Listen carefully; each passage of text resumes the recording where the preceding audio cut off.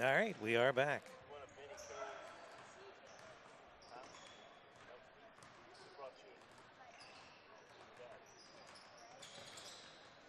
All right, Charlie. We's back.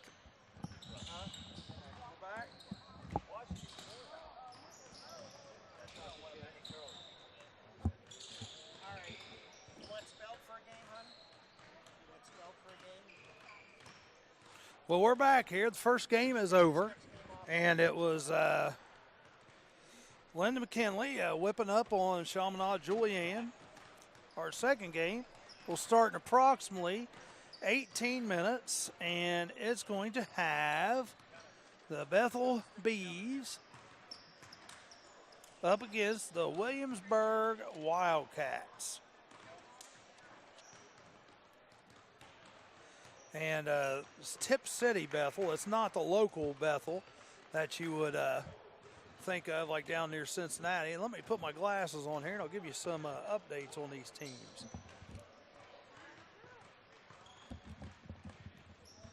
Unfortunately, when you get old, you have to wear bifocals sometimes.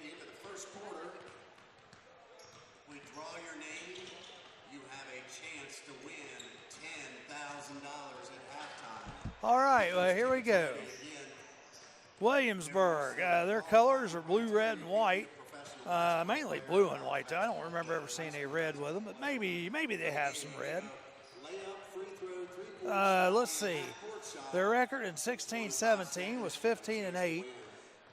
They were the SBAAC, Southern Buckeye Athletic Academic Conference national champions, second straight year. And we are also we're right WZAA. Go to if you go to Fayette.CountyRocks.com. Fayette.CountyRocks.com. Yeah. It's WZAA. You might be able to get it through that way, too. If you guys are listening to us out there, don't forget our rocks has changed. Fayette.CountyRocks.com or Clinton.CountyRocks.com or Greene County, Greene.CountyRocks.com. And they'll be checking us out here from some of the Williamsburg fans, it looks like. That's it. Then you just hit play down there and yep, should be able to hear us. But anyhow, for Williamsburg, our coaches are head coach Dan McKimmon, Tim Bogan, Tim Boland, Greg Wareham, Jeff Cummings. Number of returning starters, 4. Key returning players are Nate Bogan, Jacob Wells, and Drew McKibbin. And Jordan Block, Trent Kramer, Cameron Hart, Nick Boland, Alex Moore, Caden Reed, Nate Bogan, Dylan West, and Blake Carter, Jacob Wells, Drew McKibbin, and Alex Hatter round out their players. For Tip City, they are the Bethel Bees. Their colors are green and white. They're cross-county conference. Ansonia, Arcanum, Bethel, Covington, Bradford, Franklin, Monroe, Miami East, Mississinawa Valley, National Trail, Newton, Tri-County North, Tri-Village, and Twin Valley South. Let's see. 16-17 recap. They had expectations to compete with Tri-Village and Franklin Monroe for the league title. They ended up beating Tri-Village in February to win the league and finished year 12-0. Finished our year with another district final runner-up and a 21-4 overall record. 2 of those losses were state runner-up Roger Bacon, and the other 2 were to GWalk Fairmont and GWalk Northmont. We have 4 players honored with all CCC. 2 of those return, and first-teamer Ryan Rose and first-teamer and player of the year Caleb South. Caleb averaged 25 points, 7 rebounds, and 4 assists. Ryan finished with 13 points a game. Brett Kopp is the head coach for Tip City Bethel, and the other coaches in the program are Jeff Springer, Keith Moore, Tony Phillips, Danny Elam, Sean Ford, and Brian Furstenberger. Number of starters returning 3. Number of returning letter winners 6. Top players returning: Caleb South, the conference player of the year, first team all Southwest District, first team all area, second team all state. Ryan Rose, first team all cross county conference, honorable mention all Southwest District. Jacob Evans, 3-year starter and 4-year letter winner. Kendall James was a 2-year letter winner. Players from schools and college. Let's see, Patrick Bain, it looks like they're maybe going to Cedarville University. Matt Witt, Eastern Kentucky, all-time leading scorer, former pro overseas. A little known fact about the team: only program in Miami County with a 2,000-point scorer, Matt Witt of 2002. Caleb South is 360 points from joining 2,000-point club, and they were also the 2001 state champions. Well-known alumni are Dean Hess, and a story behind the movie Beetlejuice. No, what am I saying? I don't know where that come from. Dean Hess is the story behind the movie of Battle Hymn. I was just messing with you guys. Battle Hymn, okay? So, we're getting ready to get this game started. This titanic struggle, as Marty Brannaman would say. We're about 12 minutes and 52 seconds away. You are listening to WZAA 106.9, Jeffersonville, Ohio. And like I said, you can also reach us on Fayette County Rocks, Fayette.CountyRocks.com or Clinton.CountyRocks.com or numerous other counties. And you probably just look us up, WZAA, on the World Wide Web, and it'll connect you over to the radio station too. So if you're not in the Jeffersonville area and want to listen to us out and about, that's the way to do it. That's the way to do it. So we have a lot of games on tap here today for you. We've got we've already had one. We've got 7 more. We've got this game, Williamsburg against Bethel, which these two teams will probably never ever face each other unless it's something like this. We have after this game, Centerville Elks versus Fairland, Hilliard Bradley versus Cooper, and Fairfield at East Clinton at 4:30, and then Mason versus Springboro at 6. And all these games are going to be delayed a little bit. This game here was supposed to start at noon, and we're looking at about 10 more minutes. So I would say, tonight, unless something happens, we're going to be probably a good half hour behind on the games this evening. Moeller will be versus Eastmore Academy, and then Hillsborough versus McLean in the nightcap. So glad you guys are here with us. I think this next game, I am going to take a break, and we have the crafty one, Jeff Craycraft, coming up to help us on this next game. And I'm going to step out because I don't think I can do all those games. How you doing, Mr. Craycraft? And he's here. You going to do this next game for us? Yeah, all right, you're the man. You can sit here, and then I tell you what, we're on the air right now because we don't want dead air on WZAA. So you ready to start, or you still want to break for a minute? He's already had basketball practice this morning. Is that right? Here you go. We got Jeff Craycraft joining us here for the broadcast team today, and we appreciate it. Jeff is a new East Clinton varsity girls basketball coach, and you're, 1-1 already, right? Yeah. We opened up with White Oak down there, and the girls played pretty well. And, White Oak's in a rebuilding stage right now. Steve Smith's doing an excellent job with those kids, yeah. and they're just low in numbers, and we know what that's like. Oh, yeah. And then we lost to Fairfield by 5. That was close. Yeah. Was that home or away? Away. We're like the Harlem Globetrotters of high school basketball. We only have 8 home games. So we're on the road 14 times. Wow, why is that? Just because of the new league, maybe? New league, and I gave up 2 home games because we're playing in Waynesville for a holiday tournament. Oh, cool. And Okay.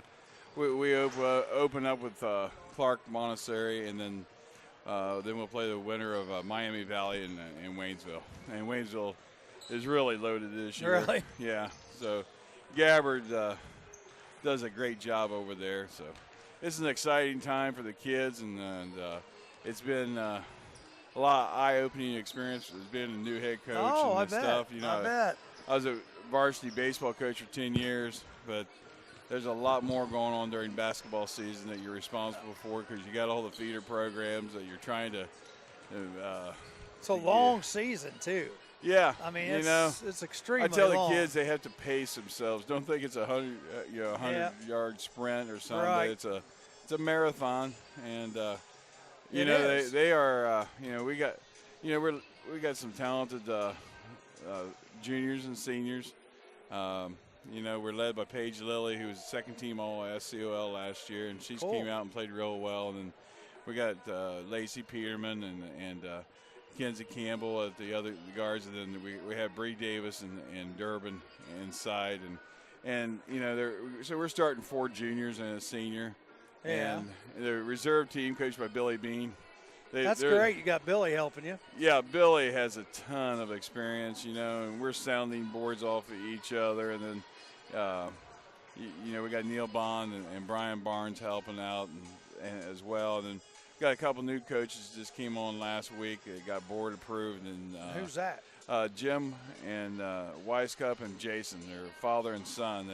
They're from the Xenia area that just moved into East Clinton. Oh, cool. Okay. So they're helping as well. They're just trying to figure out what's going on right now. And Sure. They'll be making contributions as the season goes on. But the kids come and work hard. The basic thing, Charlie, is just coming and competing hard every day, and because if you can compete hard in practice, then you can carry that forward to games. Oh, it definitely. And you got to get used to winning, too. Winning's one of those things that you got to, I don't know what's the best word, but it's something that you've got to expect. Yeah. It's not something, oh, hey, we won one. Well, my philosophy is that, even if we lose, the clock was our biggest problem. We just ran out of time. Right. And, and kids, whether they win or whether you win or lose is how well did you compete and Right. did you get better? And so far we're going up the hill. Someone asked me down there, says, where do you think your program's at as far as the varsity and reserve? I said, the varsity is probably maybe where I want it to ultimately be. We're about 65% of the way there. And then, and then reserve team, I'll tell you, they didn't win a ton of games in junior high, but, Bill had them playing hard against Fairfield, and they ended up beating Fairfield. We got some really young, they're young because they're all freshmen, but they are really working hard, and they have to go against varsity. You have 18 kids, but it's helped them whether they know it or not. Sure. But the game's faster. I asked them the other night, I said after the Fairfield game, I said, how fast was it? It was not as fast as our practices, Yeah. And so they adjusted, but, they're getting great exposure, and we're hoping a couple of them can develop off the reserve team that can help us later on in the year. Well, exactly. Well, that's improvement. That's the thing. You always want to look forward. And, any coach, I've always said this, it'll make a difference whatever you're coaching. It's not truly your program for about 4 or 5 years. Right. Then after 4 or 5 years, that's a good time, for somebody to sit back. Okay, well, let's see, how has he done, I hate that when, these schools will hire somebody 2 or 3 years and they, nothing big changes. It takes a little while. It takes a little while to instate stuff, your programs. We go back and watch our junior high programs, and then, working with the junior high coaches on what we want to emphasize daily in practices and what's, and improving their skill level, Right. And also, we're watching our 6th graders and on down in the traveling programs. And, Bruce Boggs does a nice job there with the rec program. And, and I'll attend some of those games there. I think they're being held at the new Church of Christ as soon as they get the flooring down here in another week and a half. That's going to be nice, isn't it? Yeah, it's really good for the community there that, the Church of Christ is really stepping up and offering a facility. And Bruce has a ton of experience, running those youth programs. So, yeah, he does a really good job. And we have, his granddaughter playing on our freshman team. So, and Gracie, and she's really coming a long way. It's funny, Charlie, to watch kids really develop and improve. And she's just a freshman, but she has really improved day to day in practice. Yep. Well, and that's you got to get everybody to buy in. What you want to do, and now how's retirement? Love it so far. Actually, though, I'm starting a new job, I think. Are you? But it's going to be, I think, fun. It's going to be a lot different in teaching. Matt Moore by chance? Yeah. Well, Matt, I've known Matt for 100 years, and he called and wanted to see if I'd be interested in maybe selling a little insurance. So I'm gonna do that with him. I actually just started yesterday. So I've taken a bunch of tests. I still got to take a test, but I love it. I tell anybody, because you just do what you want to do. We do this morning show every morning at the station, and we are on 7 to 10. But we've been getting some outstanding in numbers this week. Last 3 days, we've had 4,000 some one day, 6,000 and some another day, 5,000 another day. People are listening, yeah. So, yeah, it's fun. The best thing about it, I can tell you this, is I only got to count on one person. Right. Right here. Yeah. You don't have to worry about all the kids. They're going to be at this. With sports, it's a little different. They always want to be there. But band sometimes, it's like, they're going to show up today or they're going to. In sports, I'm sure that happens maybe rarely, but my son you got to count on people. My son was in band for 4 years, and, the things that they have to be able to do and remember. Oh, yeah. It takes a lot of time. Yep. And develop. And, you're playing music, and you got to be taking 5 steps backwards, 4 to your left, and 4 to your right. Yep. And it's, it's a challenge every day. And they put in tons of practice time. You talking about. Oh, yeah. Talk about basketball team, how much time, we have to work on one play. You're trying to work on a complete program. Right. To present, so it's a good time of the year. The kids are getting excited.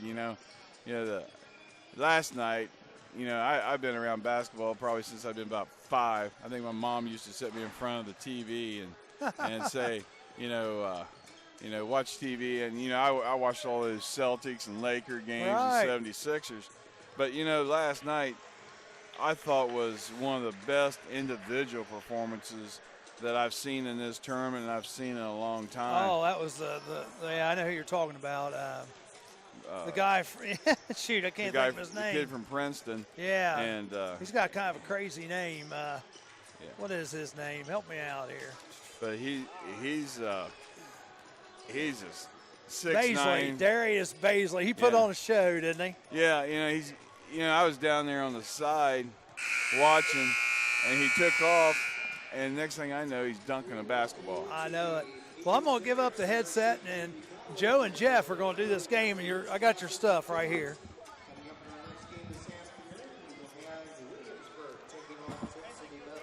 Well, we're sitting here waiting for the beginning of the game between Williamsburg and Tip City Bethel. Both teams last year were conference champions. Williamsburg being in the Southern Buckeye Athletic and Academic Conference, while Tip City Bethel is from the Cross County Conference.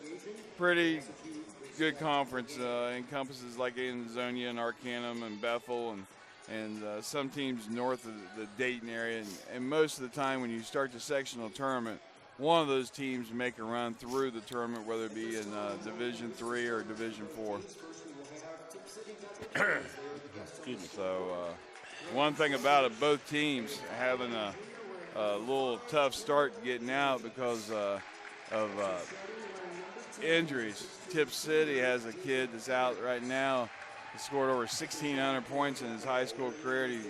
He has a broken foot, so he won't be playing today. And then there's some injuries on the Williamsburg side, so should be an interesting game, Joe Davis. Should be. I'm trying to see the starters. These numbers are hard to see from here. 10-5.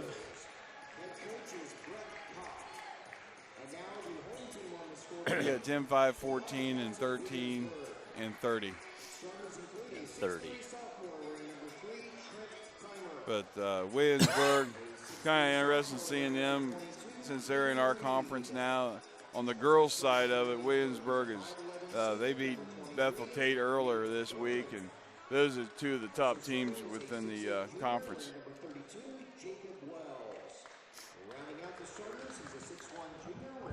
For just joining us, the previous game was between Chaminade Julianne and Lyndon McKinley, and Lyndon McKinley ended up winning by 11, 12 points there, and both teams playing really, really tough defense, is what CJ is known for. These are the same players, same teams. Do I have the other team? I got two of the same team. I got two of Bethel. I don't have anybody from. So you need Williamsburg. Yes, I don't have Williamsburg. What about you? No Williamsburg. Okay, I'll go get it. It's in the program. It's right there. Is they have their lineup? Okay.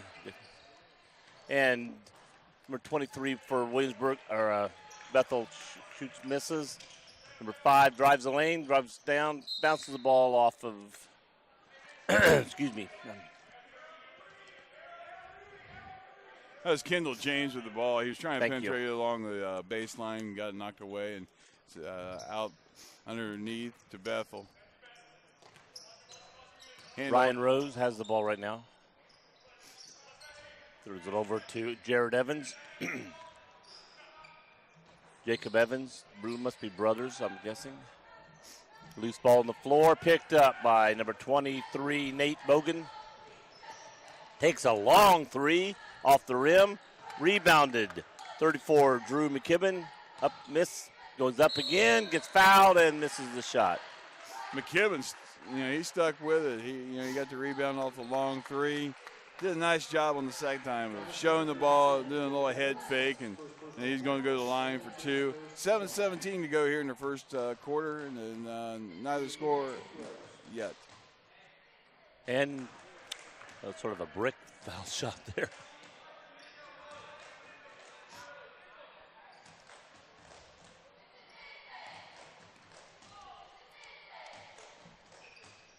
And another miss. So still no score. Hook rebound shot, no good. Number 32.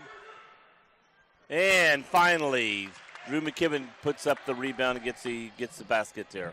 Yeah, McKibben just a workhorse inside here early on the offensive boards. Pass the ball back around. Nice three-pointer from outside off. And picked up and lost. So Williamsburg loses control. Bethel Bees are going to get the ball back out of bounds again. Number 30 for Bethel Bees has the ball rubbing around. That's Ryan Rose passing around the outside. Hamlin has the ball back inside to Evans and misses the layup. And that again is Jacob Evans. We got Jacob and Jared Evans. Ball goes down, thrown out of bounds by Williamsburg, and coming back in is the Bethel Bees.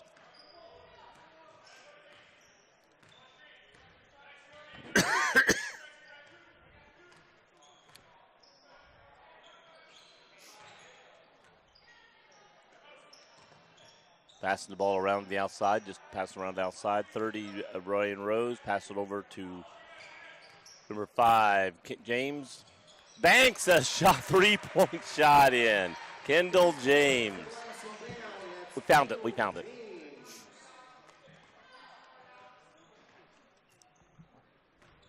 And here comes, a little push off by Williamsburg, number 34. All right, let's see if I can get McKibben. this going here.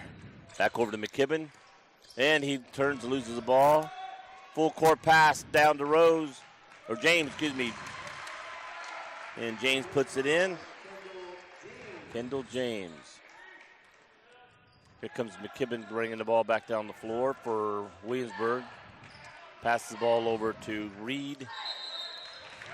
And he Travel. gets called for traveling. Yeah. So Bethel has the ball. Score is 5-2. Bethel leading right now. Wasn't nobody scoring there for a few minutes. The Wells boy, Jacob Wells, 6'8", senior for Williamsburg, trying to get the ball inside to him, and he can play pretty good help defense. And there goes James along the baseline, goes right over the top of Wells. He just drove right in and just went right up for the basket. And 22 shoots outside. That was Reed. He misses. Rebound by Bethel. Here goes James in. Throws it over off the rim. Never could see the number. Couple threes here. They seem like doing more of a drive and kick. Getting it into the paint and kicking it out to their shooters and not hitting right now. But they're up 7-2 with the ball.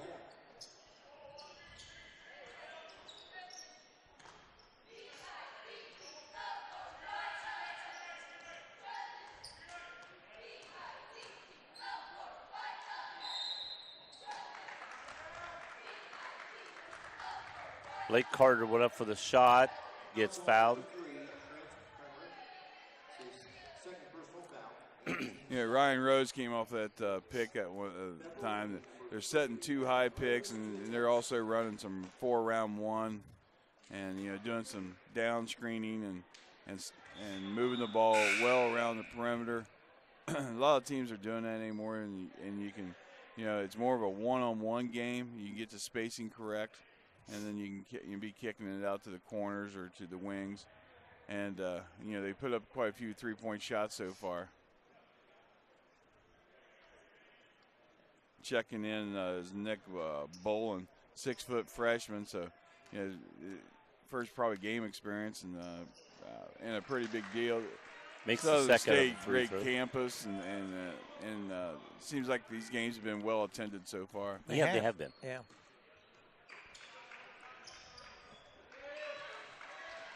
Bethel just being tenacious on defense. And here goes James for the 3. Got a timeout. We get a quick timeout by Williamsburg. All right, we'll take a quick break here. I don't know if you go ahead. Begin the next step of your life at Ohio Christian University, one of the nation's fastest growing nonprofit universities. Earn an accredited associate, bachelor, or master's degree entirely online, or attend class once a week at one of 11 convenient locations. Programs range from business and human services to IT and RN to BSN and more. Call today, 855-OCU-GRAD, or on the web at enroll.ohiochristian.edu. Did you and Charlie talk about what your team's done so far this year?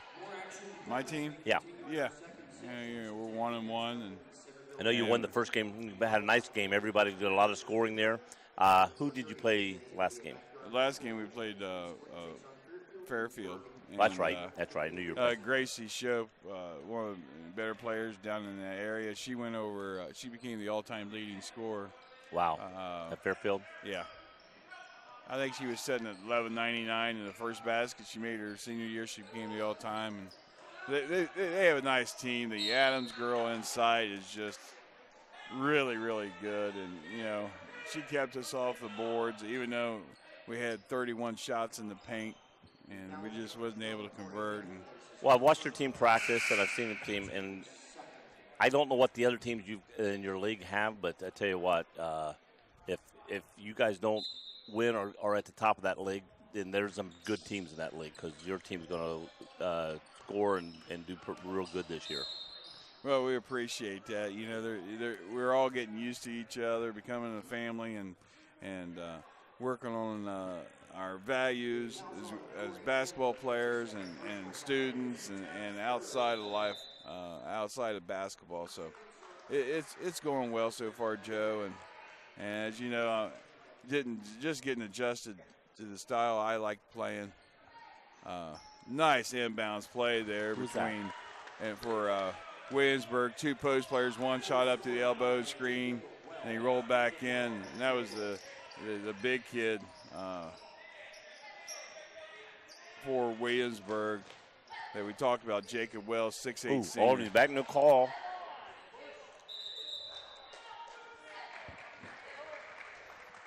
Yeah, jump? One of the goals as a coach for every game is that every dead ball situation, you're trying to score, during the course of a game, 6 or 8 points off of out of bounds plays. And you got to keep on adding new ones because, you're being scouted and stuff. But, against Fairfield, we ran our out of bounds plays pretty effectively and scored a lot of points. Made you want to just come down and throw the ball off their leg and so you could run an out of bounds play. Yeah. But you can't. I don't think they let you do that all the time. Yeah, this game is 11-4 right now. The Bees are leading the Williamsburg Wildcats. Bees have the ball coming down the floor.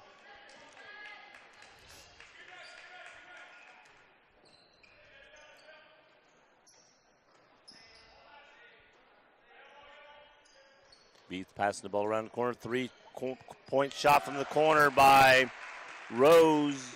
Good. Ryan Rose, 6'2" senior, and you got. It looks like if you're playing against a 3-point team, you got to run them off the 3-point line, and make them drive or kick it back. Right. Ball got kicked out of bounds and almost out the front door there.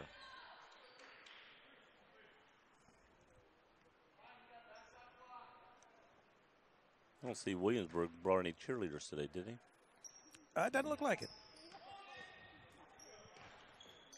Just the Bees. McKibben up, shoots short, and here come the Bees down with the ball.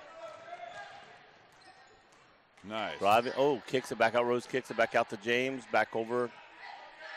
Nice 3-point shot. Falls short. James picks it up, gets fouled. One adjustment, Williamsburg's going to have to make is that,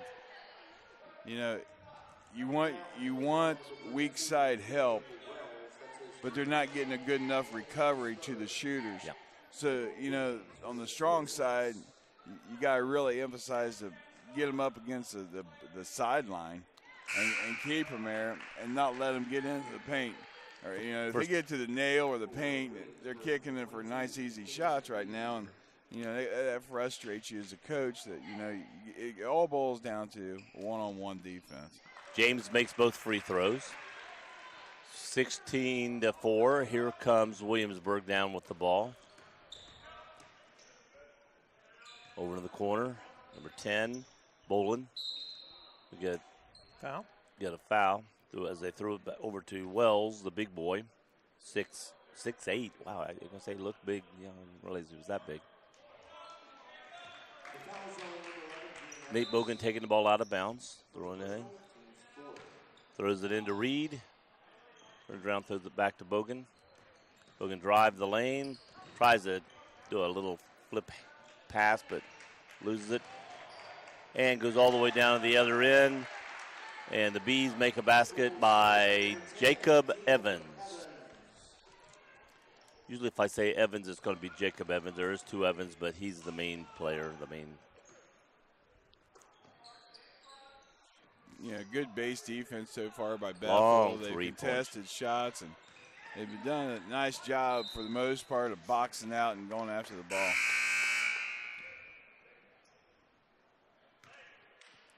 I've refereed with this referee, that referee. He looks a little familiar, may have, but he's young. I don't think he may have done a reserve game when I was doing the varsity. But I've worked with both of these guys before.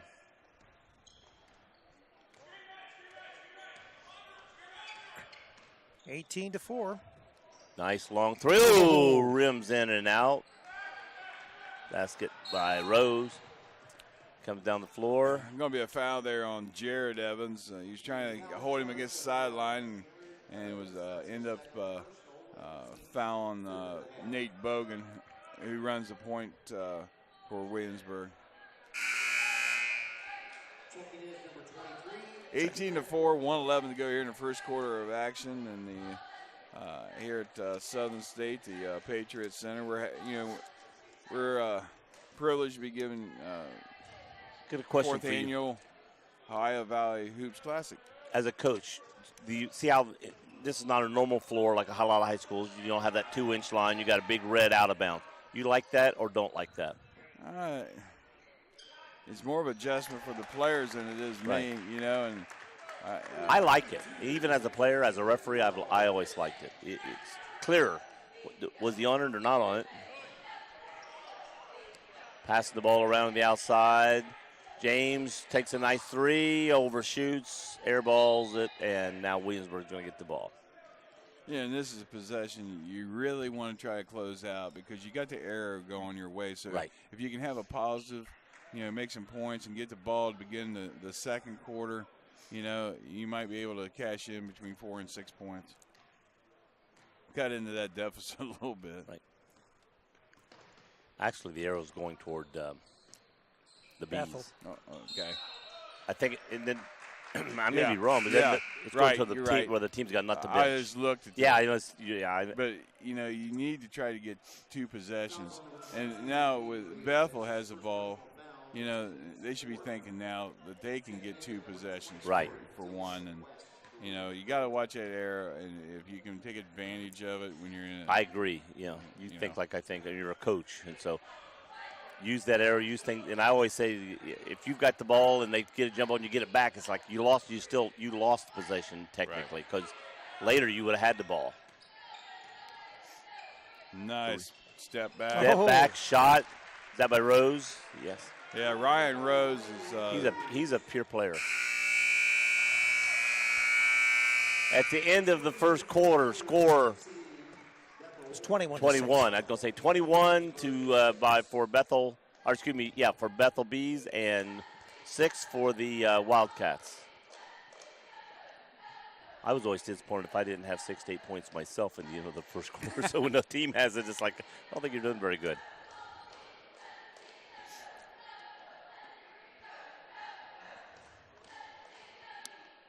So how's bowling for dollars going? Bowling's going good right now. We're young. We're new. We're not, we're not out to go in and slam anybody and win. But my goal is to build a program here, which was going to take 2 to 3 years.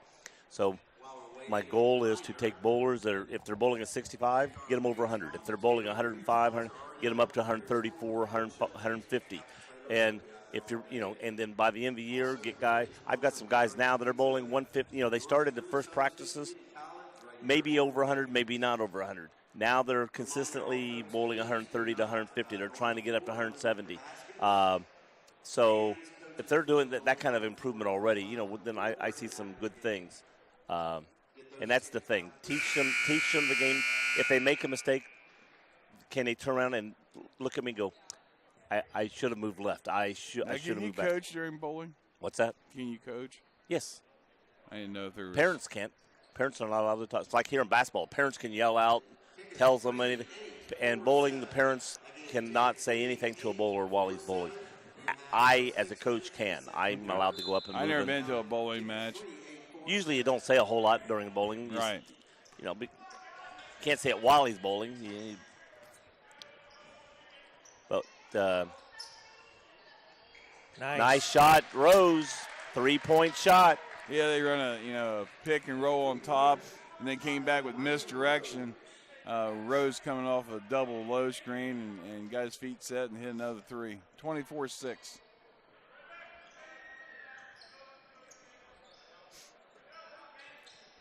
Yeah, nice 3 by number 3, Trent Kramer. And shot from the corner, 3. Number 11, Jared Evans. Oh, 10, Jacob Evans. Sorry, yeah. I'm having trouble reading those black numbers on that dark green. Well, I thought it was odd that because the other Evans hadn't been in, I got a feeling he's probably a freshman, being they're probably brothers. Maybe he could be a sophomore, but. Nice. And 34, McKibben. Well, they're doubling down on 32, and they're almost starting to double down before, he could even touch the ball. And I didn't see that. Foul underneath, huh? Yeah. Fouls number 10. He went up and knocked the ball loose. I didn't really see a foul there, you know. Personal foul there on Jacob Evans going over the back, and goes back to Williamsburg, and you know, they need to start trying to chip away possession by possession, trying to get back, you know, the single-digit deficit. Yeah, right now we're 16-point deficit. If they can make a 2 or 3 here, and don't try to catch it all up at one time. You know, catch a little bit this quarter and a little bit next quarter, and get back in the game. McKibben with the long 3 off, rebound. But the big boy does a turnaround fadeaway. Jacob Wells.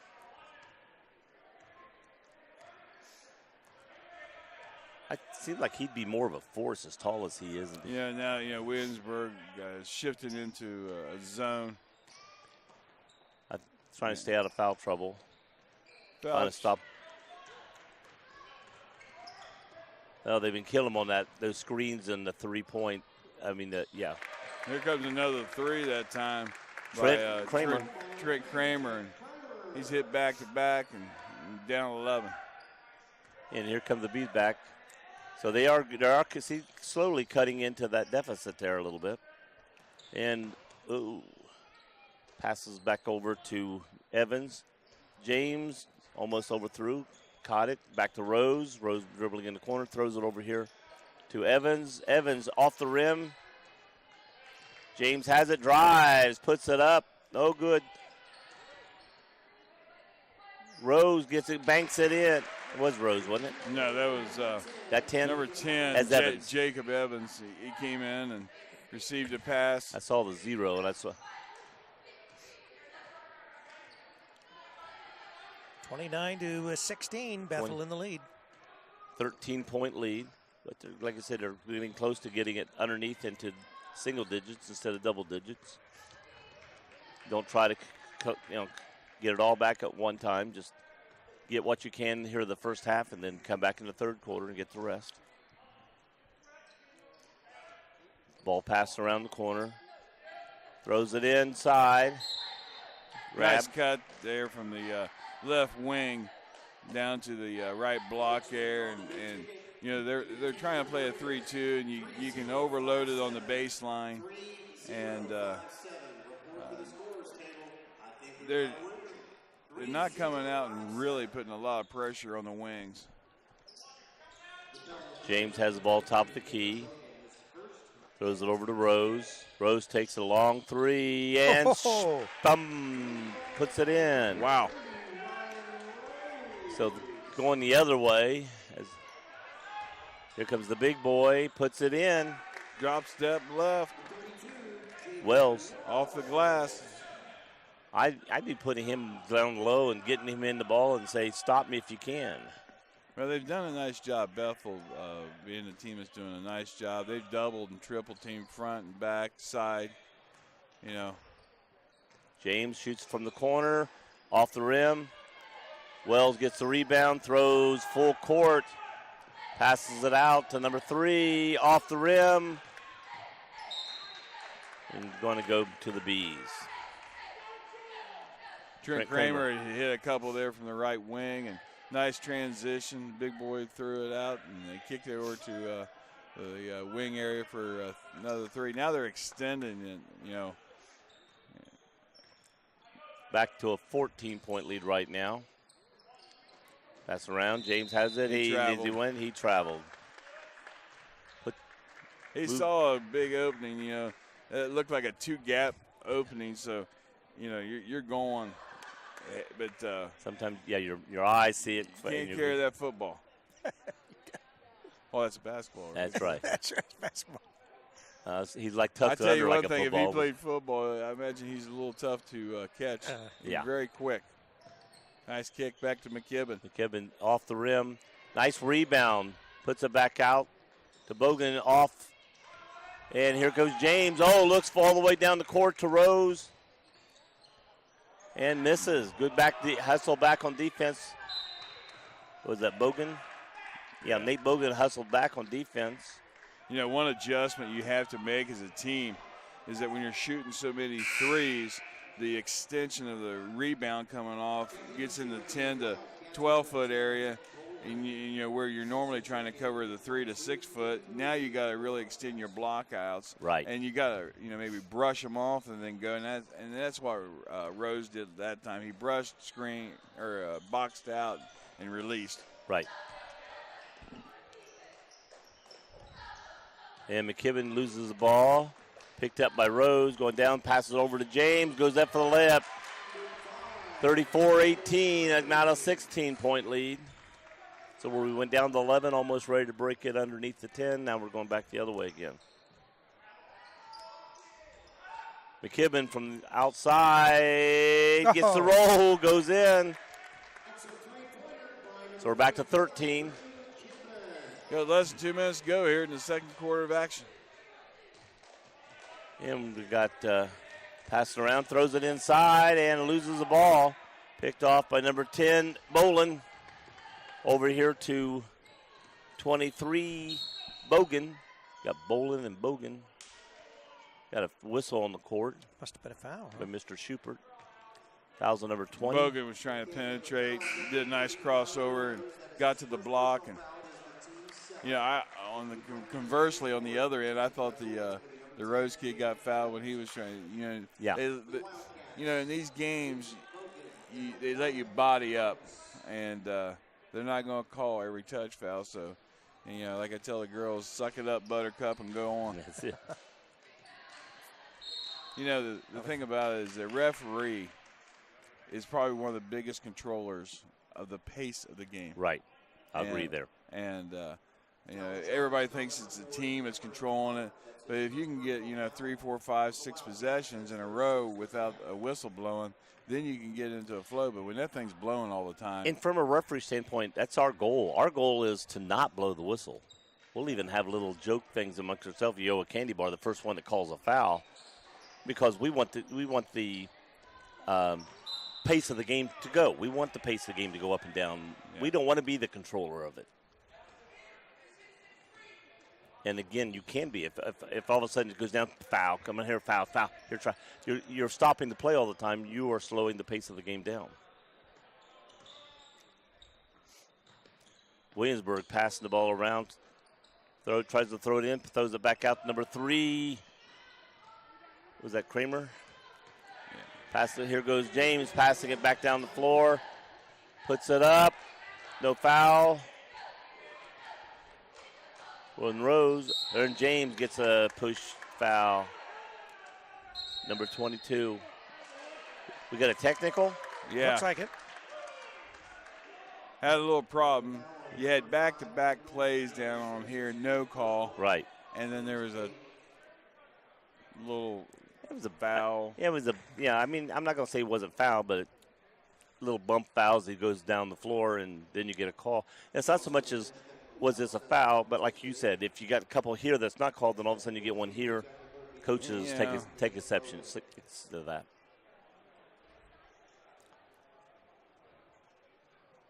Yeah, it's okay. It's early in the year, and we got these new rules and refereeing this year where I guess we can go into the warning type area, and I don't know what the thought process that is. Don't really care. If I deserve a technical, give it to me. The only time I ever really say anything about officiating is that, make sure that you're getting in the right angles to make calls. Right. And if you're hustling up and down, if you make a few calls, like I always tell my team, you keep your mouth quiet. You play the game. Don't be, talking to a referee, that I said, and the real good officials, what people don't understand. Too hard. They're sitting up here in the stands, but the good officials are talking through that whistle, right? Saying, get your hands off, right? And they give you opportunities, that most people sitting up here in the stands don't even hear. I've rarely call a 3-second call. And get out of there, come on, move. You talk to her, get your hands off. got here? Well, we had a problem because we didn't, if you look out on the court right now, we have 6. And, I didn't know if that player was coming on the court or he was already on the court. Somebody's going to have to still get off the court. Yeah. We have a technical foul. Williamsburg with 3 players on the court. They just shot 3 fouls and Believe missed all me, 3. there's been times when I've played teams that felt like they had 6. Well, and going back to review, when I coach, the thing I want from my referees is I want you to understand. I want you to know the rule book. I mean, I'm a referee. I teach the class. I know the rule book. I do not like a referee that doesn't know the rule book.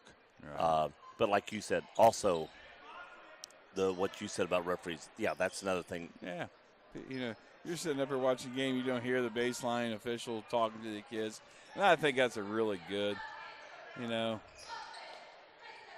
Nice entry pass. Nice job of reversing the floor. Nice seal off inside by the big man there, and post Alex entry. Van Herren. The post entry passing today is it's almost went away. How many games you go to, Joe, where you see a dominant post player anymore? Not much. That's why I said they got the big boy down here. They're not doing. They just don't go into the game's turned into a 3-point game instead of post game. This week that's one of the items we've been addressing is that I don't think you can have a great outside game unless you got a good inside game. I didn't say a great inside game. I just said good. Right. But I agree. You got to start there, and then your outside game will come around with it. Yeah. You can't do the other. It's like in football. You can't have you got to have a good running game for your passing game to be good. You can't force the other way usually. We're working right now. We're trying to make our Laker cuts, high and low, and the players are starting to pick up every time the ball's entered in the post. We're doing Laker cuts, and a lot of times those never defended. Nice kick out by James, right at the buzzer. Right at the buzzer, threw it out, missing the shot. Put out the number Mutlu, Micah Mutlu. Yeah, and he missed. Yeah, it's 38-23. Williamsburg tried to get it down. I think they had it down to 11 and couldn't make the basket to get it down in the single digits. But, both teams playing hard. Bethel's defense is this a little the bit player better. going for the? Yeah.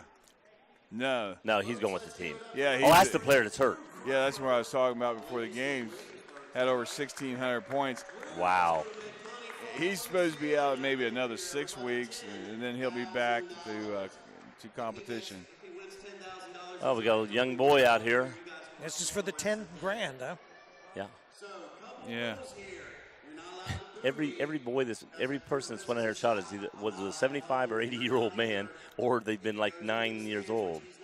That's okay, man. Well, I mean, I think it's exciting to let these kids do it. I'm just saying. I'm just making a point, not saying good, bad in between. Joe, you're just a little salty because your number's not been called. I know it, man. I went out there. Salty is the word. I'd be shooting through a half-court hook shot. I know you can shoot, Joe. I could shoot that half-court hook shot, man. Sounds like Bill Cunningham now. But I would teach Bill Cunningham how to shoot a basketball. You'd school him, huh? Yeah, I would. 3-point shot and half court. What do you win? $10,000. Put your hands together here. 10,000. I'm his manager now. 15%. 3, 2, 1, hit it, Drew. All right. Get in there. Get in there. Cheer him on, guys. Come on. Stand on the line. All right. Get a 3. Come on. Come on. He was on the line. Oh. throw him out.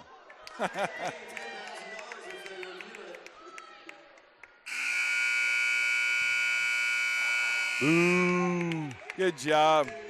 Lacey's right wearing the correct colors. Blue. Kentucky. Yeah. Come on, Joe. I like East Clinton colors, scarlet and gray. Well, those are campus station. You're a East Clinton coach. You got to say that. Big, big game night at 8 o'clock. Ohio State and Wisconsin. Yeah, that's going to be a big game. So who do we think is going to win this game? What are your thoughts? Well, Depends which Ohio State team shows up. I think Ohio State can win the game. But, I'm sitting there, if they win the game and we may knock out Wisconsin from competing in the Final Four. I'm not going to be totally disappointed if Wisconsin wins the game 24-23 and goes on and keeps Alabama out of the playoffs. Really have a thing for Alabama. I'm an Alabama hater. The thing about it is that Ohio State has no one to blame but themselves. They forgot to jump on the bus when they went to Iowa. Yes. Yeah. And Iowa just. Well, they ran the ball, was it either 6 times or 11 times the entire game, because they decided to go in there with a passing mode, and then when they got behind, they just didn't even try to run the ball. They got a good running game. They could still got back in that game with a running game, and they just gave it up. Here's the statistics, but again, it's only on one team. I don't know why they don't send us statistics on both teams, because all the players' names are on every one of these categories are from the same team. So we have Williamsburg statistics. You got to figure it out, Joe. No, I can't find the total player shot points. Joe here. treat it like it's frames and bowling. Just keep on going. That's Left it. to right. Here we go. Bogan, 2 points. Kramer, 6 points. McKibben, 7 points. And Wells, 8 points. So Williamsburg with 23, Tip City with 8. Well, maybe this is Tip City down here. Maybe I got them here. 7 total points. Evans, 7. Hamlin, 14. Matfu. Is that Matfu? No, Rose, 15. And Van Hargen, 2. So 2 players are the main things in. Go ahead. Those things are too small for me to find. I can't find them.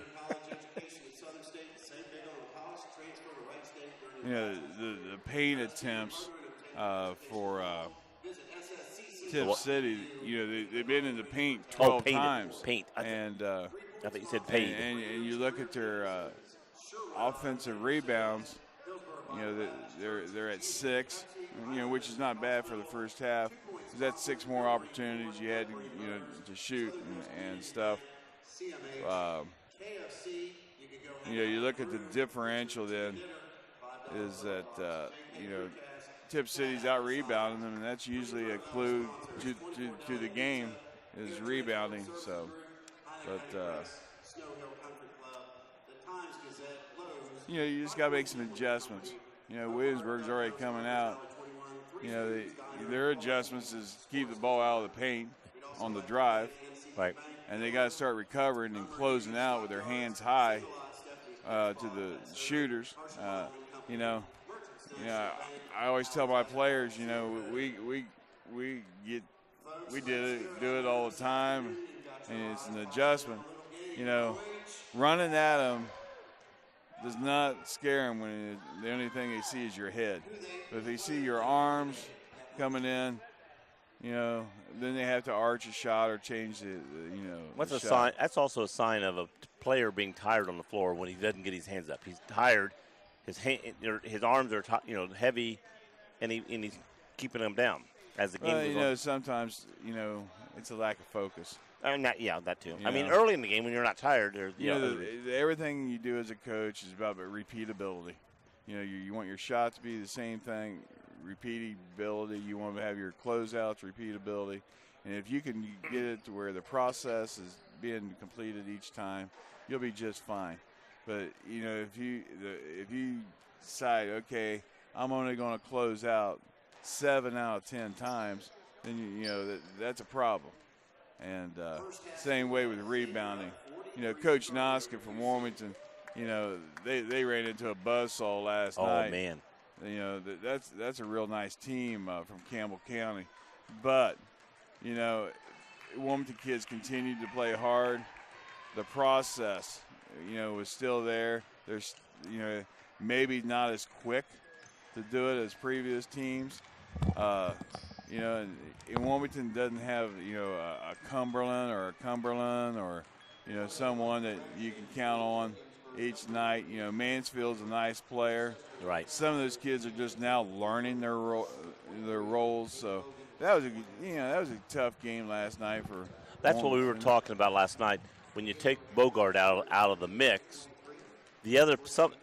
nobody's really stepping into that role that he had. And I'm not saying do exactly what Bogart does. No, you're not expecting another player, but somebody's got to still pick up that role of team leader, handling, controlling the team, going down, controlling the ball, getting, feeding the right player at the right time. And I still see them searching. Oh yeah, there's not too many Bogarts around. You don't replace him. I've had star players, get hurt before, and you're just trying to tell everybody everybody needs to pick up their game. Right. If not one person. Right. If you got 5 players on the team, so you got one more coming in for the injured person. You still got 5 players on the floor. If every one of them just picks up 1 basket, 2 points, that's 10 points. So now you're not as hurt. But if nobody picks up anything over what they've normally been doing.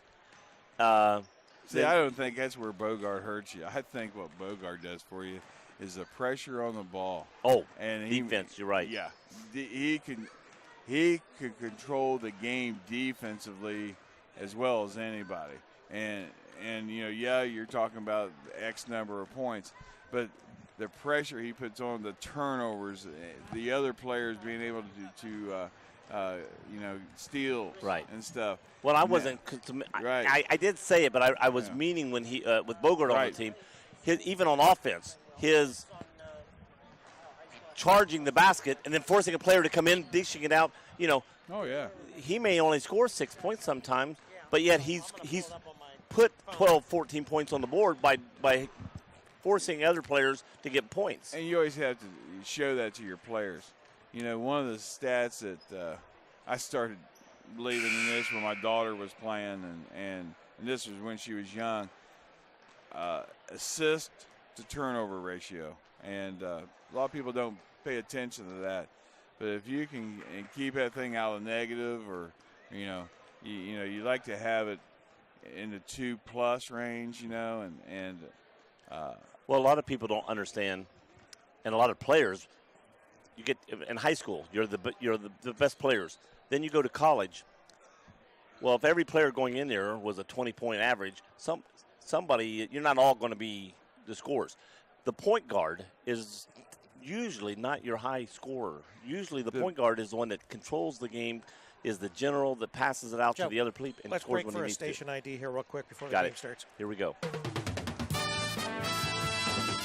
106.9 WZAA LP, And here Jeffersonville. Here we go, starting the second half. Again, 38-23, and Williamsburg gets the ball first. Throws it into Bogan. Or Bogan? Bogan. I got Bogan and Bolin. Here comes James down the floor quick. Goes up and just puts it straight in. So they're starting off right where they left off. And here we come down. Bogan again with the ball for Williamsburg. Passes it over to McKibben. Back over to Greed. Foul. And we got a quick 5. foul.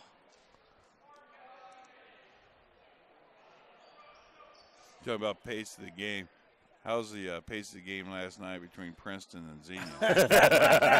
Yeah, wow. We were talking about that too. You don't realize how much and it's nothing against these teams, but both those teams are like getting it a up, different and level, getting it different down.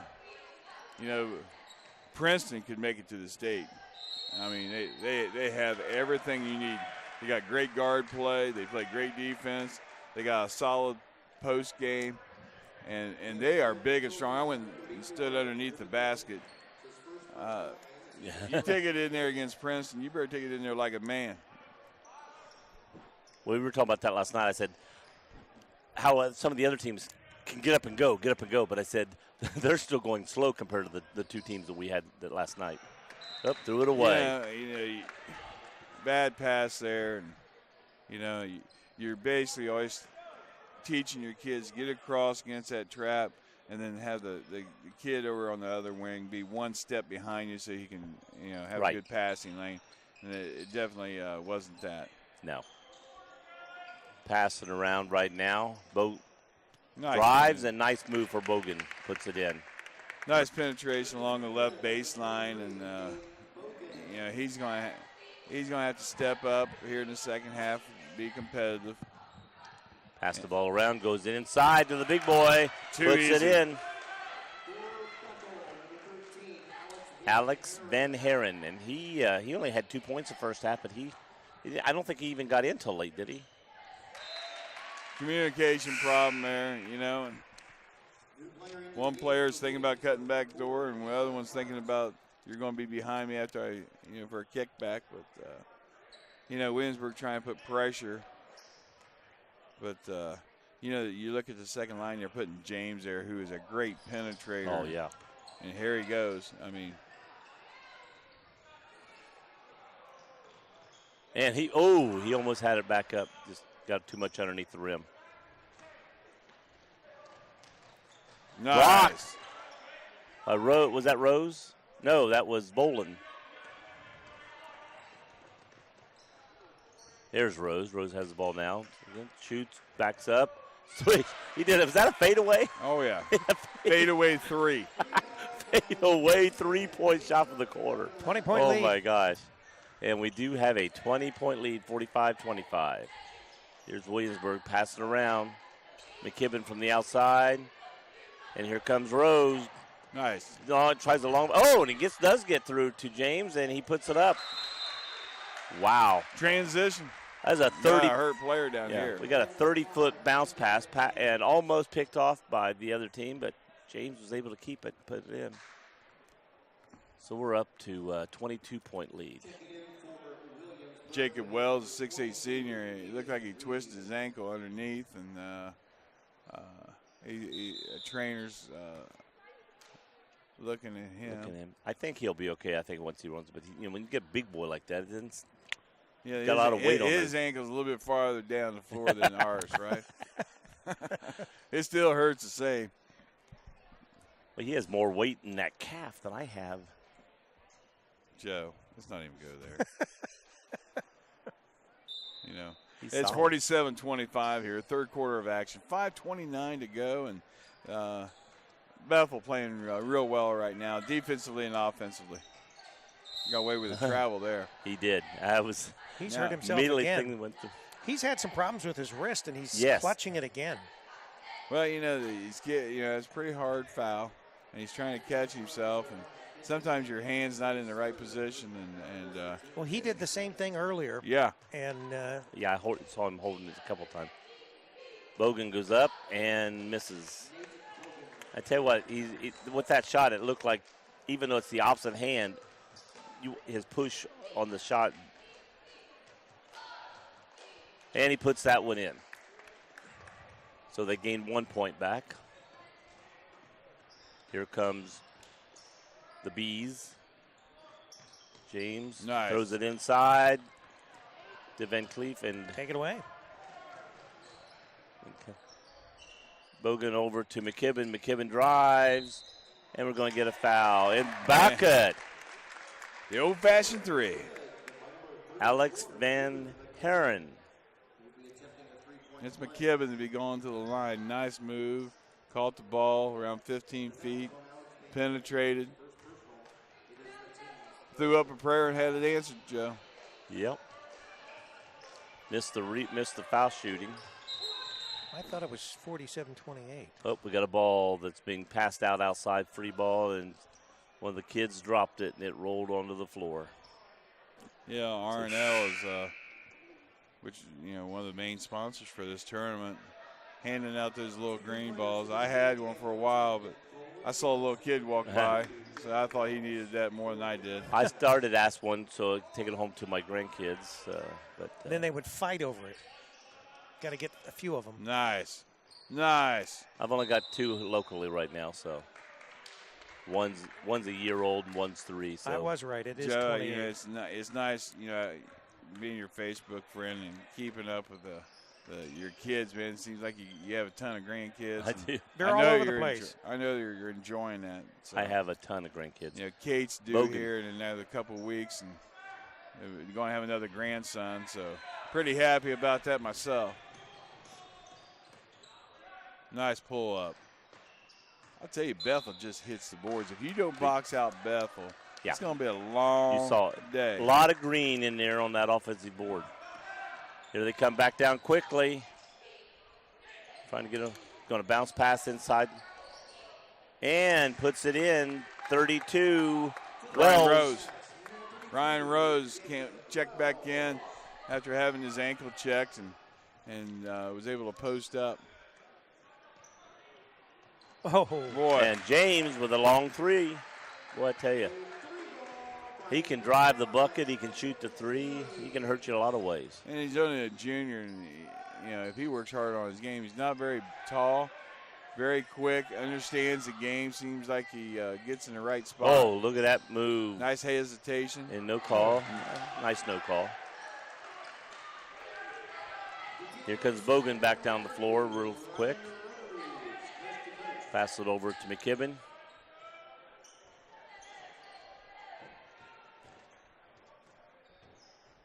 Over to Reed. Oh. Here we go. He still gets it. Well, Too many passes. Too many passes.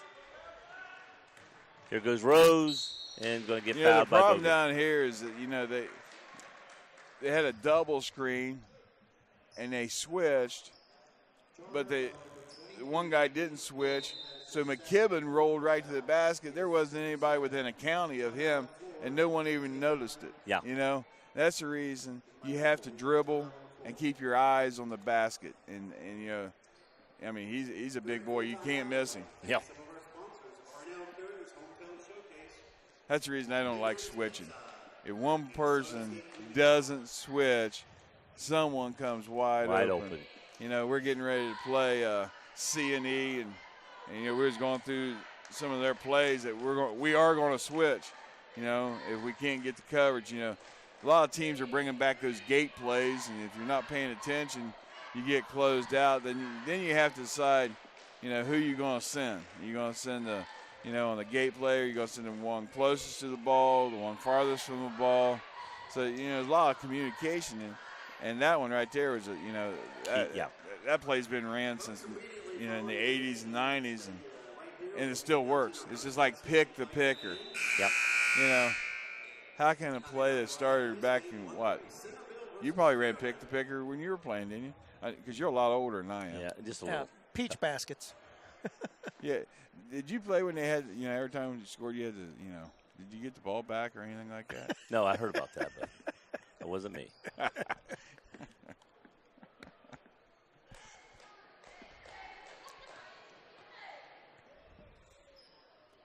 So, Joe, does bowling teams do conditioning or anything? They drink beer. Some do. They drink beer. I hope not. Only the beer frame, right, I would Joe? have our guys do more conditioning, except because we're East Clinton, we're out in the country. By the time they can get to, we lose a half hour of practice time waiting for them to get there. So, you know, if I took another 15 minutes of warm-up, I'm losing practice time. So,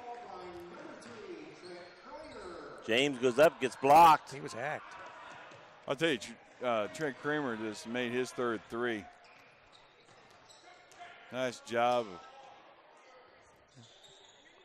Nice move by the freshman there. Travel. Nice job, though. That was a good offense. This is a good offensive set. You know, you're driving and then you're, you know, bringing your post out to the three-point line, you know, and replacing. And that's hard to defend, you know.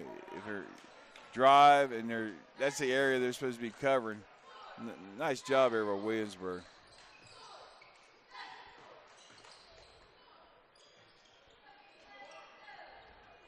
James, he traveled. Way too many passes. He should have caught. if I was shooting as well as him, I'd be shooting all the time.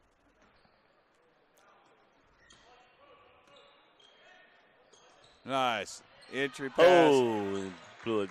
Van, whatever his name is there. Van Haren had a nice layup and just over hit it. And miscommunication there. But they were trying to, do a back screen and fade, but the fade wasn't there. Oh, yeah. Yeah, I was the belief when I played that if I was opening a shot and I hit it, I'm going to keep shooting that shot until you take it away from me. I don't just go down the next time and go, okay, I've decided not to shoot this one. Jacob Evans with a penetration along the right baseline. Caught James coming in from the left. Gave him a nice feed. He did a nice ball fake, and now he's going to the line to shoot two. And he's extending the lead up to 22 right now. Into the game is number 22, Hayden Reed for the Wildcats. Wells going out, big tall boy. Yeah, him and Alex Van Haren, he's 6'8" as well.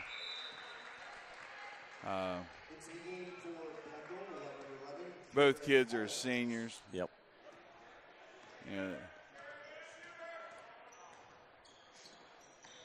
Nice drive. Got a push.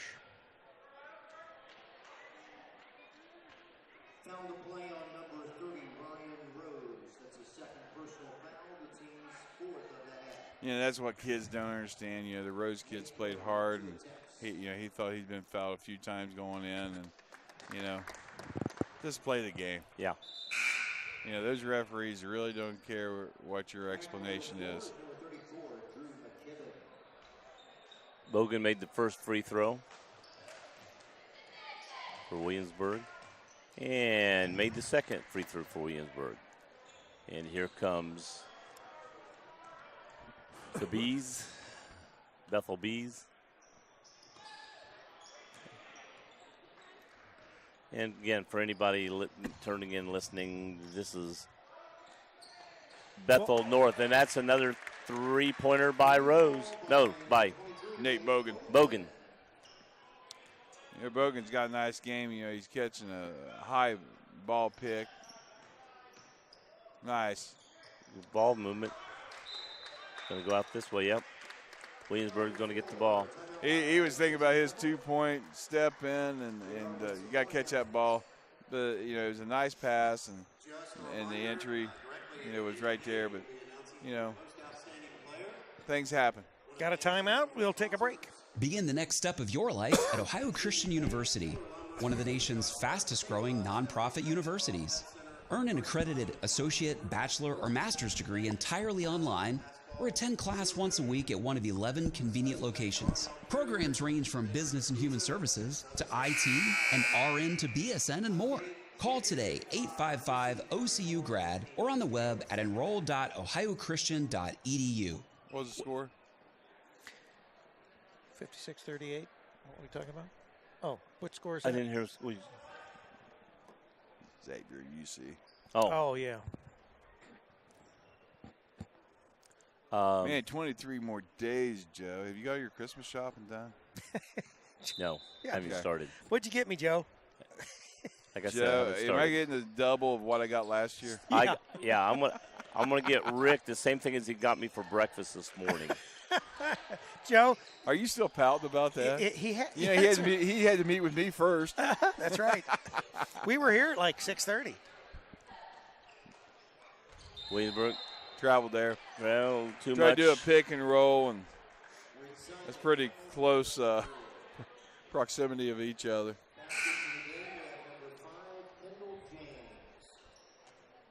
Kendall James. Who are your key people right now for start of the game in this game? I really, it boils down to James and Rose. And Rose. That's what I figured, but in one game there was the key player was actually on the losing team, the very first game.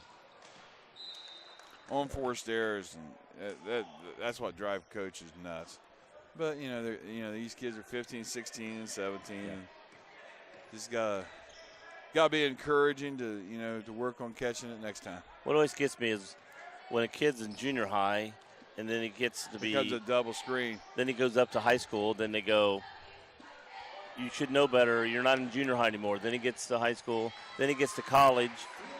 As a senior, you're saying you should play like a senior, play like a senior. Then he gets to college, and it's his first year, and they're saying, well, he's just a freshman in college. What happened to the smart senior? Yeah. 58-38, Bethel over Williamsburg, and again, that is not Bethel Tate. Tip City Bethel. Tip City Bethel. And they've made some runs in the past up at UD. I remember going up to those games. And I'll tell you, that's a tough conference up here. When you play Arcanum and a lot of people don't realize how tough it is up there. One of the games my senior year, we went and scrimmaged Arcanum. And if you look back, Arcanum, I think, won the state in 75. And I get matched up against Ken Sebring, who ended up being a minister, but he was 6'10". And here I am, 5'11". Needless to say, there was a lot of pushing and shoving, but he was doing a lot of point making as well. And you probably didn't have. No. No. My 170 pounds at that time, which I'd like to weigh 170 again. Oh. But I don't see it happening. When I weighed 175, 177 my senior year, and my coach was trying to get me to gain weight. I weighed 145. If I weighed what I weighed in high school my senior year, people would think I'm dying of some sort of cancer. You got Mississauga Valley and Miami East, Tri-Village.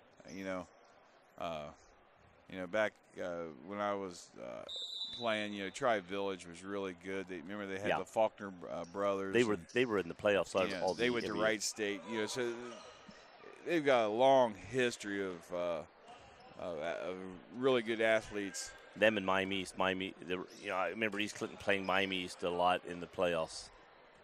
Williamsburg's going to either have to extend the zone or go man to man. Yeah. Well, when you're behind, it's kind of hard to stay up. Little travel. Rose got a little traveling music there. One of the main things you're trying to do as a player, and every coach wants, is trying to penetrate a gap of a zone. And Rose was trying to do that at a particular time. A little elbow as the player went by him there, unintentional.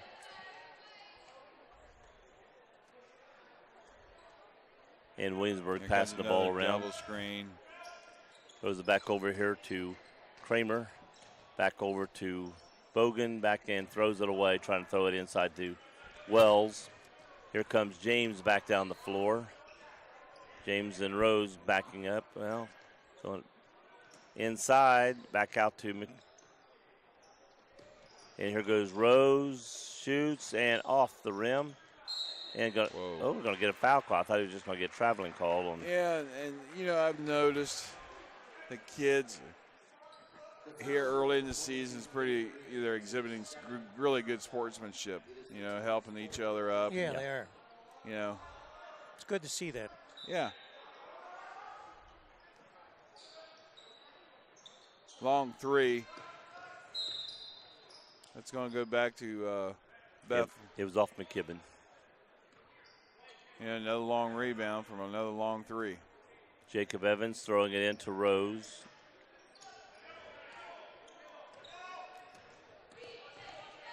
Rose dribbling around.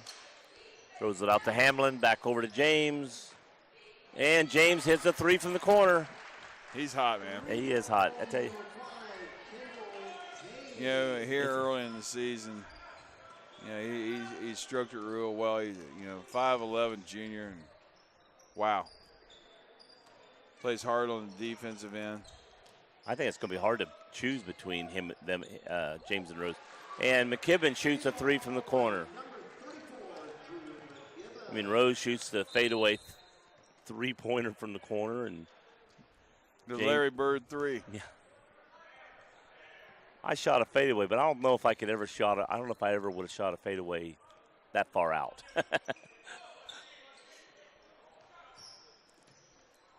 And he just stands there and shoots that three like, ho-hum. Rose he with shoots another threes like we shoot layups. Yeah. Bogan looks around and travels. Ryan Rose, a 6'2" senior, and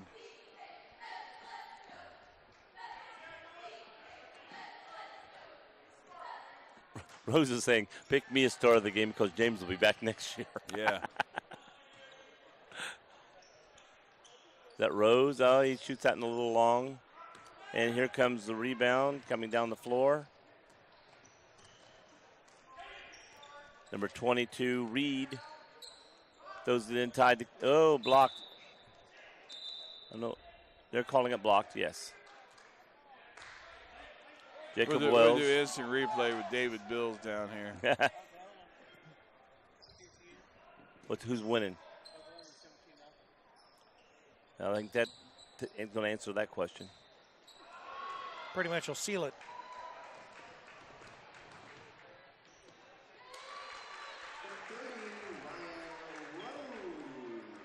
Ryan Rose, but nice assist that time from Corey Inside. Hamlin. Kelly, 32. I mean, Wells, a little left-handed hook. They're basically just trading baskets, and that's not good for Williamsburg. No, it's not going to do any good.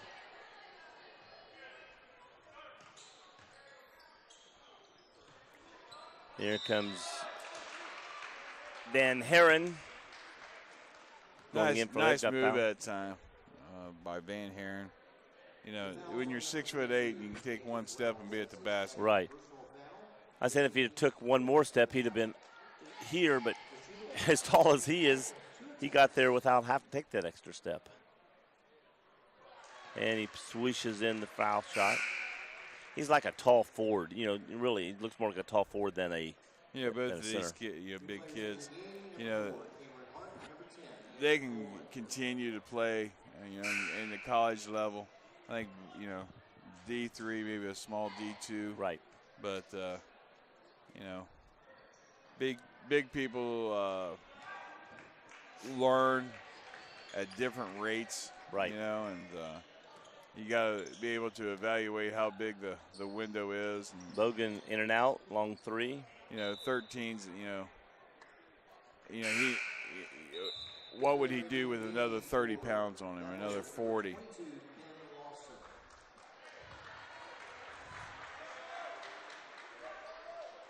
I'll sell him some of mine. I'd give mine away. Yeah. And here comes Bethel Bees. Rose moving around, breaks it inside. Yeah, Rose, he's penetrating. He's going to go line to shoot two. Oh, they called it on the floor, Joe. They called that on the floor? Well, let's just keep the clock running. That's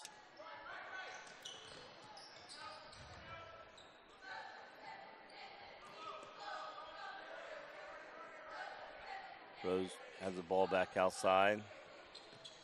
Inside to Evans. Over to James, but called Rose out of bounds underneath.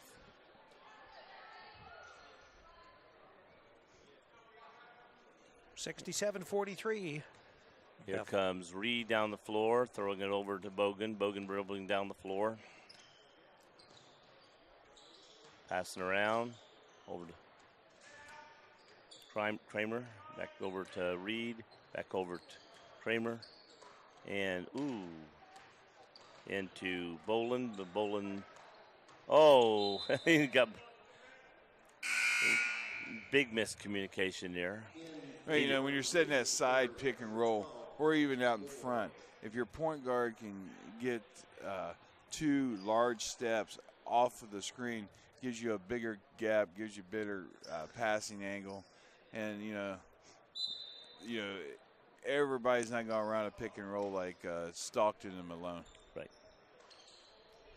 There goes Kramer driving the lane, passes back outside to Boland. Boland dribbles Right around, there. drops it back in. That's what they were trying to do a second ago. See, you know, he got 2 steps away from the screen, gave him bigger separation. Right.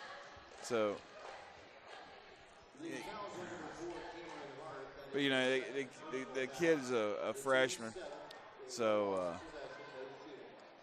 New players in the game, number 23, Jacob Olmer. No, he's a senior, but he just needs to make a couple hard steps away from the screener, and he'll recognize the passing lane then. And we got Bethel pass the ball around. They'll call a foul on the floor. Going to be 1-1. No NBA continuation in this game. No.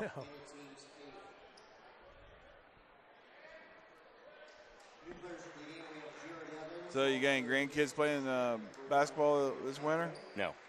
Not old enough yet? I got one that'll be playing upward basketball. Yeah. That's cool. South Carolina. He played football. You like it down there, don't you, when you get to go? Yeah. Well, right now, 75 degrees there. That's where Leslie's living? Yeah. I always enjoy your pictures and stuff and the things that you're trying to take in as far as a history for those kids as well. Yes. Yeah, we take them on little trips and show them things. Yes. Hey, man. You don't understand the appreciation they will have for that later on. Yeah, they don't. I tell them now, and I even look at them. You guys like this now. I said, years later, you're going. Especially when you get in the history books, you start learning about some of the stuff you haven't learned yet. You're going to enjoy this even more.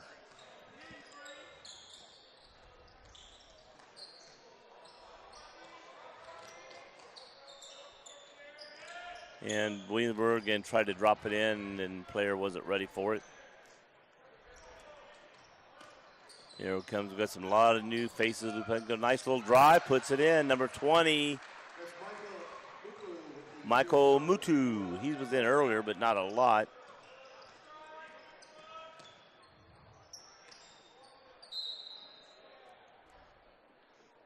Got a foul. Yeah. I'd eat that one. Well, he wasn't going up. I think the referee thought the player was going up for the shot, and as he went, the arm came in and he dished it off to the player on the, which I think he was going to all along. Knocking it down's Alex Moore, 5'10" junior, just getting some action in. You can get a foul shot here.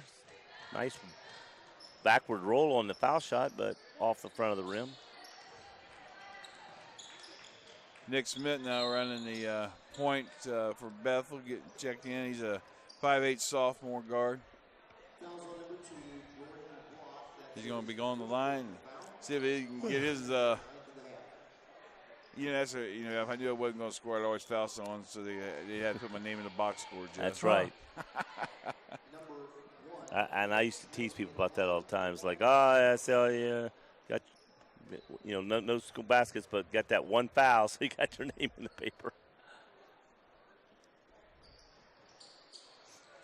There's only one name that counts in the newspaper. That's the team. And that's why I tell my kids. I try.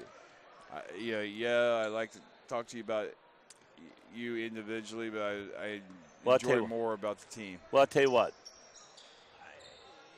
As a grandparent, I would have liked to have had him, but as a player, my mom even asked me one time, about cutting the articles out when they wrote about me and stuff. I go, no, I didn't want them, because I wasn't thinking about me scoring 18 points or 20 points or whatever. I was just wanting to win the ball game. Shot up, no good by Williamsburg. Bethel with the ball at the 158 mark, penetrating, gets fouled from behind by Jordan Block.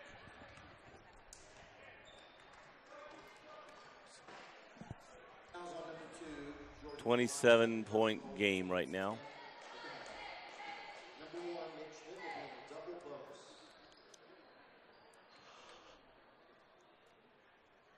In and out. Nick Schmidt. Sophomore, 5'8" sophomore. And nice shot on the second one, puts it in, gets his point.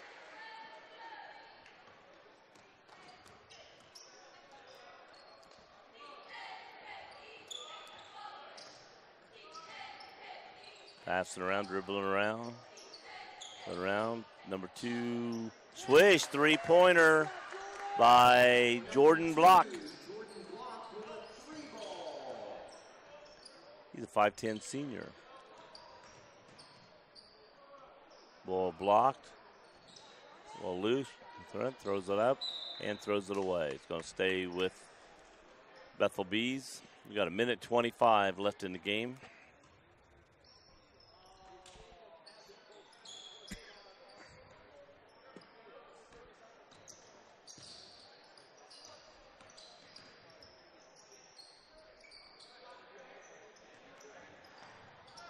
And now rebound, puts it up left hand. Jared Evans, that's Jared Evans, not Jacob Evans. Yep.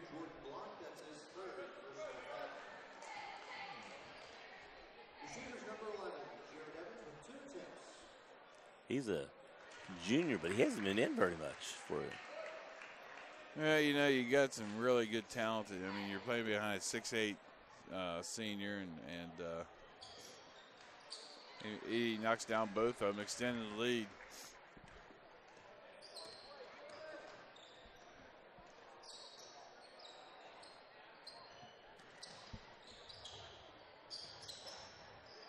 And Williamsburg shoots 3, misses, gets a rebound. They'll get a little pushy shovey there, I think probably on Jared Evans. Yeah, I think that'd be their 16th foul. 55 seconds left to go.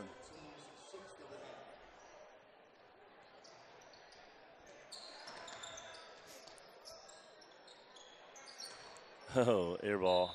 Had alignment right, just short a few feet. Yep.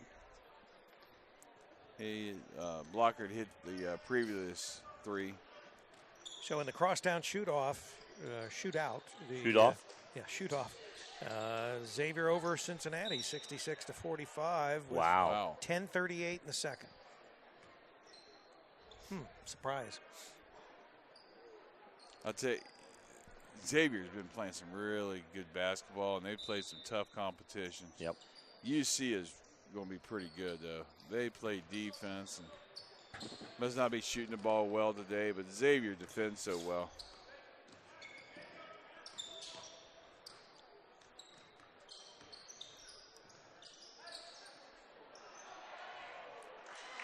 And Jared Evans gets a left-handed layup. 76-47. The waning seconds of this game. Down to 10 seconds left in the game. Williamsburg on the line. That was a great pass on that last possession by Ben Lawson. You know, caught the ball high and whipped it down to the left block. You know, nice vision.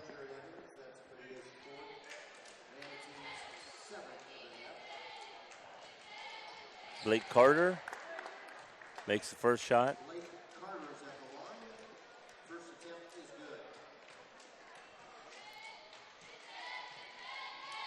And makes the second one. So young man gets a couple of points in this game. Down to 3 seconds, 2, 1, game.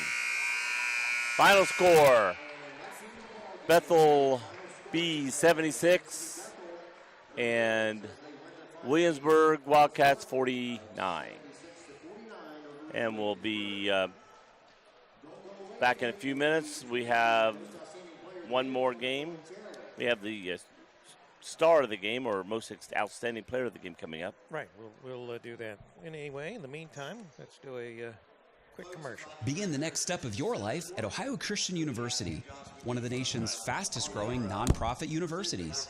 Earn an accredited associate, bachelor, or master's degree entirely online or attend class once a week at one of 11 convenient locations. Programs range from business and human services to IT and RN to BSN and more. Call today, 855-OCU-GRAD, or on the web at enroll.ohiochristian.edu. Outstanding player of the game from Bethel, number 5, Kendall James. Kendall James, that's what we figured, right? Kendall James, the outstanding player. We'll take a quick break here so that we can reset our audio and video here. Comes Pink Boy.